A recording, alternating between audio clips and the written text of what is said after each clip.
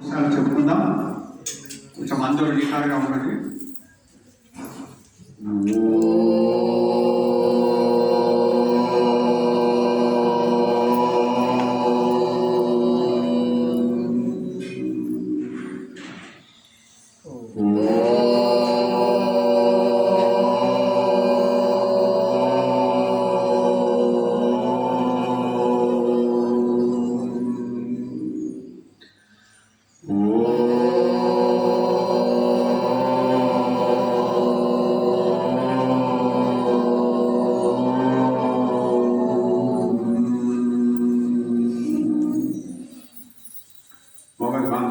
అందరికీ పూజపూర్వక వందనాలు.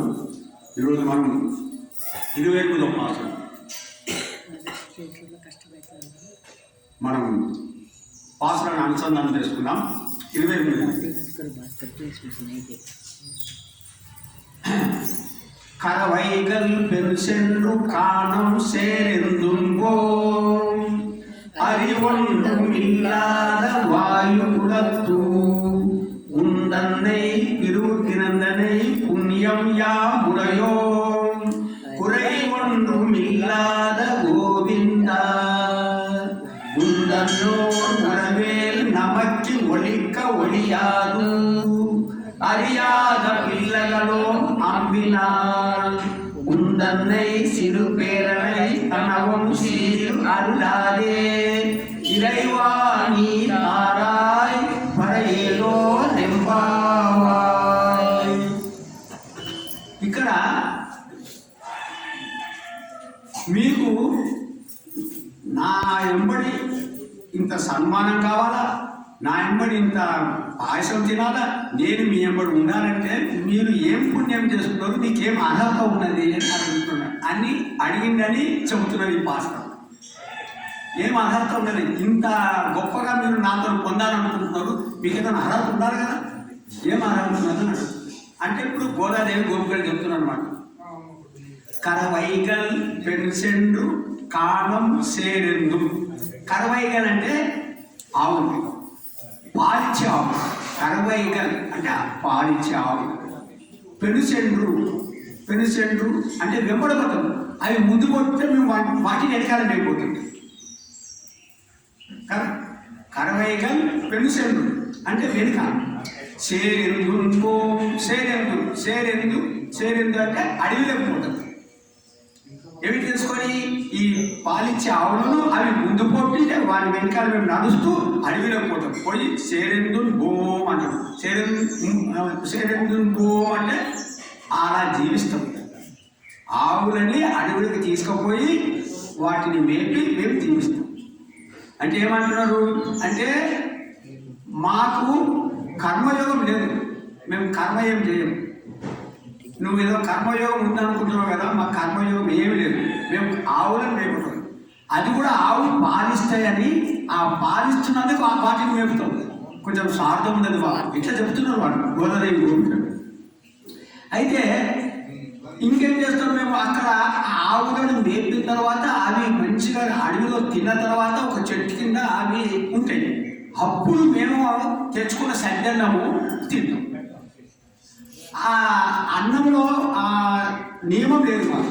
ఎప్పుడు ఆకలేక ఆవులు చెట్టు కింద వేసిన తర్వాత ఇంకో పని చేస్తే ఏం చేస్తాయి అవి? చూడు, ఆవులో ఒక గొప్పతనం లేదు. గబగబా తినేస్తే 2 గంటల తర్వాత ఒక చెట్టు కింద కూర్చొని అప్పుడు ఈ గొప్ప వాళ్ళు వీళ్ళు భోజనం చేస్తారు.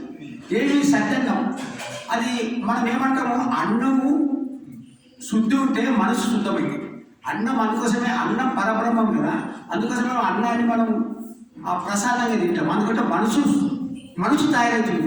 శుద్ధ అన్నము తింటే మన మనసు తయారవుతుంది. మేము శుద్ధ అన్నమే తింటలేము, మేము నియమమే లేదు సద్దనము. అలాంటి అన్నం తింటప్పుడు మా మనసు ఎక్కడ ఉంటుంది, మాకు జ్ఞానం ఎక్కడ వస్తుంది? మాకు జ్ఞానం లేదు కూడా అన్నట్టు చెబుతున్నారు అన్నమాట. సో అంటే మనస్సు ఎట్లా తయారవుతుందంటే మన అన్నంతో తయారవుతుంది. అన్నం సత్వగుణము, రజోగుణము, తమోగుణం ఈ 3 గుణాల యొక్క సారాన్ని తీసుకొని సారంతో మనసు తయారవుతుంది.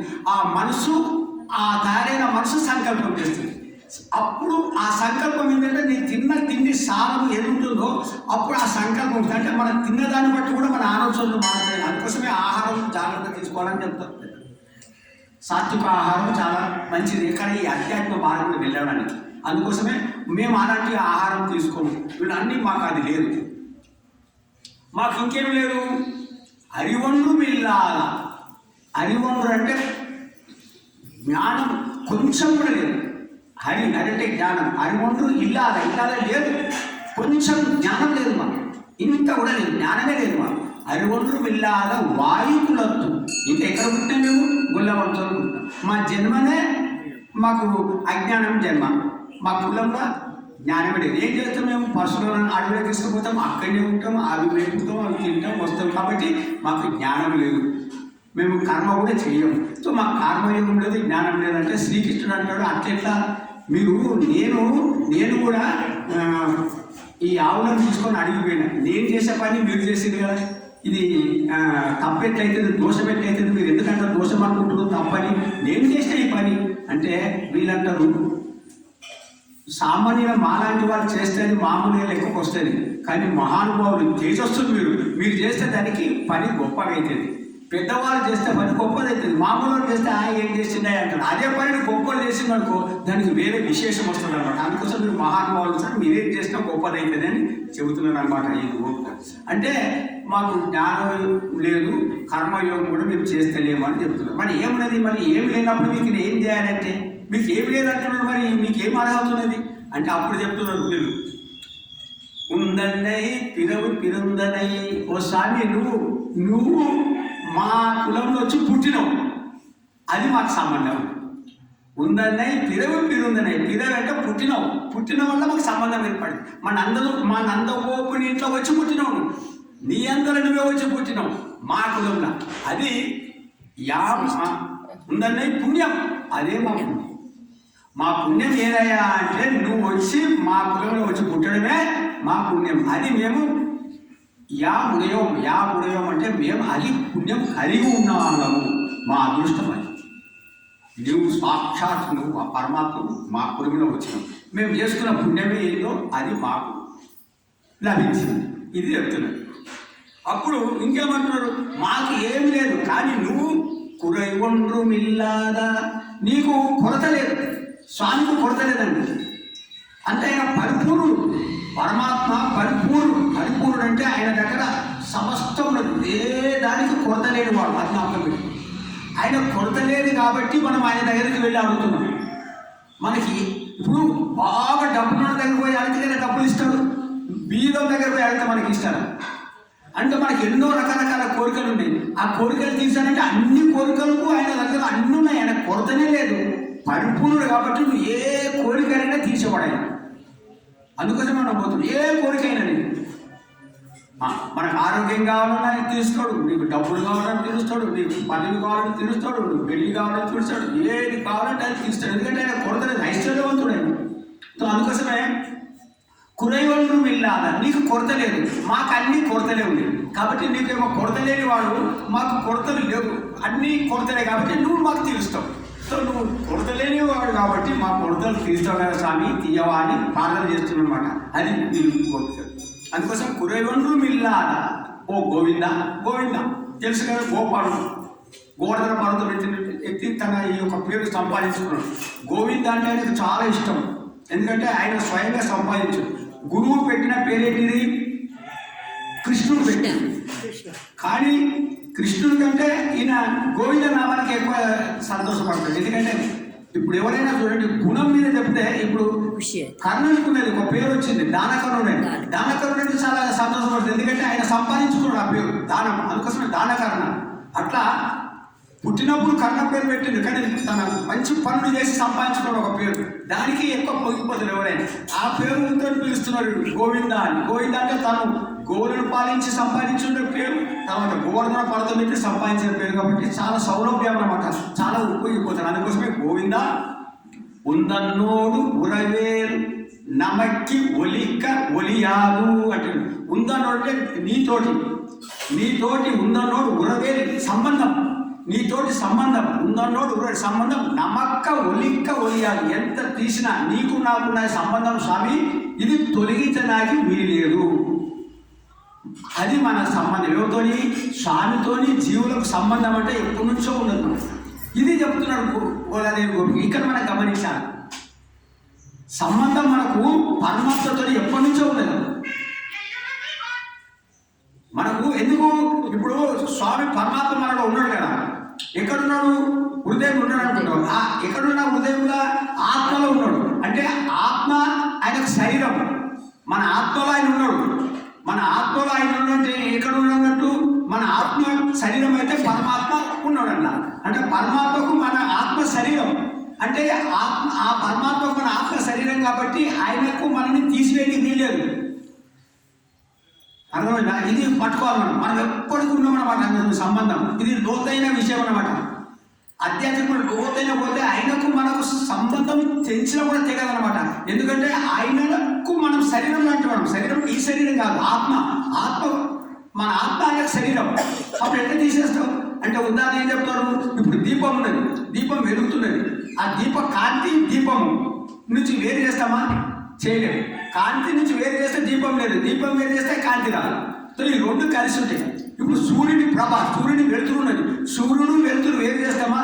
చేయలేము. అట్లా ఆత్మ పరమాత్మ అంటే నీకు మాకు సంబంధము తెగనీకి వీలు లేదు, ఎప్పుడు ఉంటుంది. ఇది మనం ఏమనుకుంటున్నాము? బంధాలు, మనం సంసారం ఉన్న బంధాలు నిత్యం అనుకుంటున్నాం. ఈ బంధాల కంటే పరమాత్మతో బంధము ఎప్పటి నుంచి ఉన్నది? ఎప్పటి నుంచి? అనాది నుంచి ఈ బంధం ఉన్నది అనమాట. అందుకోసం ఒక భాగవతంలో ఒక ముచ్చట చేస్తారు, ఒక కథ. ఎప్పుడు మన మంచిదన్నమాట, మనం నేర్చుకోవాల్సింది. ఏనుగు తన సంతానము, తన భార్య పిల్లలతో ఒక 1000 మంది అనుకో, 1000 మందితో కలిసి వస్తుంది ఒక మడుగుల. కానీ ఏనుగు 1000 మందితో వచ్చి దాహం చేస్తే మడుగుల దుంకుతుంది ఏనుగు. ఆ మడుగంతా పాడు చేస్తుంది. యాక్చువల్గా తొండం ఉన్నది, దానికి ఆ తొండం నీళ్ళలో ఇట్లా పెట్టి తాగి వెళ్ళిపోవచ్చు. అట్లా చేయలే ఏనుగు. ఆ మడుగులో దూకి ఆ మడుగులో ఉన్న పువ్వులని గందరగోళం చేస్తున్నది. తన భార్య మీద, తన పిల్లల మీద చల్లుతున్నది. ఇష్టం వచ్చినట్టు చేస్తే అప్పుడు ముసలేం చేసింది, దాన్ని కాలు పడుతుంది. అప్పుడు 1000 సంవత్సరాలు పోరాడింది ముసలుతున్నది ఏనుగు. 1000 సంవత్సరాలు పోరాడితే ఈ భార్య, ఈ పిల్లలు, ఈ బంధువులంతా మెల్లగా మెల్లగా చూసి మాతో అయితే లేదని చెప్పి వెళ్ళిపోతున్నది. నీ కర్మ వదిలిపెట్టేసి బంధువులు మనం అట్లా. ఇప్పుడు మనం కూడా అంటే ఒకరు ఉన్నారనుకో, ఒకరు హాస్పిటల్లో ఉన్నారు, ఇక లాస్ట్ స్టేజ్లో ఏమంటారు దాన్ని ఏసీలో ఉన్నారంటే బంధువులందరూ వస్తారు. ఇక పాపం అయిపోయింది, ఇక జనం ఇంకేంది, మనం పోదామని ఆయన వదిలిపెట్టి అందరూ వెళ్ళిపోతారు. ఇది బంధువులు మనకు లాస్ట్. అందరూ వెళ్ళిపోయేటోళ్ళు ఎవరు ఉండరు. సో ఈ బంధుత్వం మనకు పరమాత్మతో ఎప్పుడున్నది ఈ బంధుత్వం. ఈ బంధుత్వము ఇది మన పరిమితమైన బంధుత్వం. మనకి కొంతకాలమే ఉంటుంది, కానీ ఇది శాశ్వతమైన. అందుకోసమే ఉందన్నోడు గురవే నమక్కు ఒలిక్క ఒలియాదు అనేసి. అరియాద పిల్లగలం, అరియాద పిల్లగలం. మేము పిల్లలం. అరియాద అంటే అమాయకులం, కుడి ఎడమ తెలియని వాళ్ళు. గోదావరి గోపికే చెప్తారు, మాకు కుడి తెలియదు ఎడమ తెలియదు. అరియాద పిల్లగలం. పిల్లలం మేము, బాలలు, చిన్న ఆడపిల్లలు. మేమేం చేసినాము? మాకు తెలియలే నీ గొప్పతనం. తెలియక ఉందనే సిరు పేరలై తన చిన్న చిన్న పేరుతో పిలిచినామయ్యా. అందుకోసం సీరు అల్లాడే. నువ్వు కోపగించుకోవద్దు, నువ్వు మనసులో పెట్టుకోకు. మేమేమన్నామంటే నేను ఓ కృష్ణ ఇక్కడ, ఓ గోపి ఇక్కడ, ఓ కన్వ ఇక్కడ, ఇట్లా పిలిచినాం. నేను చిన్న చిన్న పిల్లలు. నువ్వు గొప్పతనం మాకు తెలియదు. నువ్వు గోవిందా అలాంటి పర్వతాన్ని ఎత్తి మమ్మల్ని అంతా కాపాడినావు, అంత గొప్పడు అనుకోని మేము ఏదో మారా చిన్న పిల్లవాడు అనుకోని కన్వా ఇక్కడ, ఓ పిల్లగా ఇక్కడ, ఓ పొట్టి ఇక్కడ, ఇలా పిలిచినాం స్వామి నేను తెలియక. కాబట్టి అది మనసులో పెట్టుకొని మేము అడిగింది ఇవ్వకుండా ఉండవు. సిరు అరలాదే, నువ్వు కోపగించుకోకు స్వామి. సిరు అరలాదే ఇరైవా, ఓ స్వామి ఇరైవా అంటే ఓ స్వామి నీ తారాయి కృప చేయి స్వామి. ఓ స్వామి కృప చేయి. ఎందుకంటే మనం ఎన్నో తప్పులు చేస్తాం, ఆయన మనల్ని కృప చేయాల్సిందే. ఆయన కృప వలని మనం మన యొక్క అనుకునేది సాధిస్తాం. అందుకోసం ఓ స్వామి నీ తారాయి పడయలో పడయి ఇస్తే ఆ పురుషార్థం మాకు ఇస్తే మేము అంటే వీళ్ళు ప్రార్థన ఆ విధంగా చేస్తున్నారు అన్నమాట. ఇప్పుడు ఈ విధంగా ప్రార్థన చేస్తుంది, కానీ రేపు ఇదే ప్రార్థన ఇంకొక రకంగా చేస్తారు. అది మనం రేపు తెలుస్తుంది.